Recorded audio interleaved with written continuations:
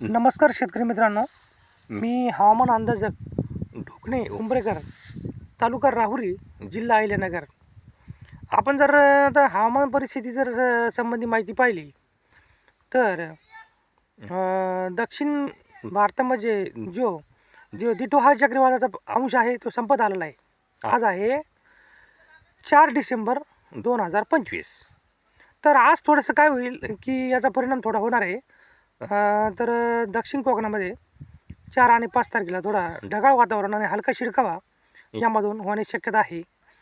तर आज देखील थोडंफार दक्षिण कोकणात सावंतवाडी, पणजी, सिंधुदुर्ग, सांगली या भागामध्ये थोडासा हलका शिडकावा आज होण्याची शक्यता आहे. आणि उद्या देखील जबरदस्त ढगाळ वातावरण दौंड बारामतीपर्यंत नगरच्या दक्षिणी भागापर्यंत थोडा प्रभाव ढगाळ वातावरण असेल.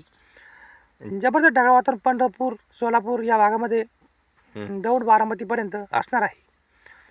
आणि आता उत्तर भारतामध्ये एक प्रभावी WD येत आहे. तर मैदानी भागात हा WD गारपीट करणार असून तर यामुळे एक फायदा होईल की थंडीचं प्रमाण हे 7 ते 8 तारखेपासून वाढायला सुरुवात होईल. तर साधारणतः थंडी ही 8 तारखेला आपण जर बघितलं श्रीरामपूर राहुरीच्या पट्ट्यापर्यंत जर बघितलं तर 12 अंशापर्यंत तापमान खाली येणार आहे.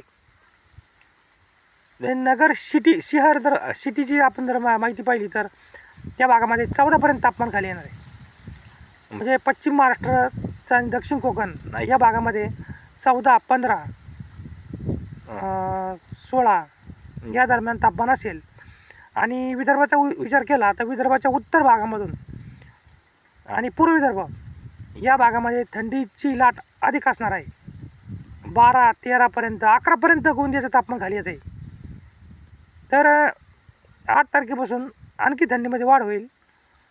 आणि तरी आपण थंडीपासून स्वतःची काळजी घ्यायची. आणि 8 हवामान कोरडे होईल याची सर्वांनी शेतकऱ्यांनी नोंद घ्यावी. तरी मी आपला निरोप घेतो.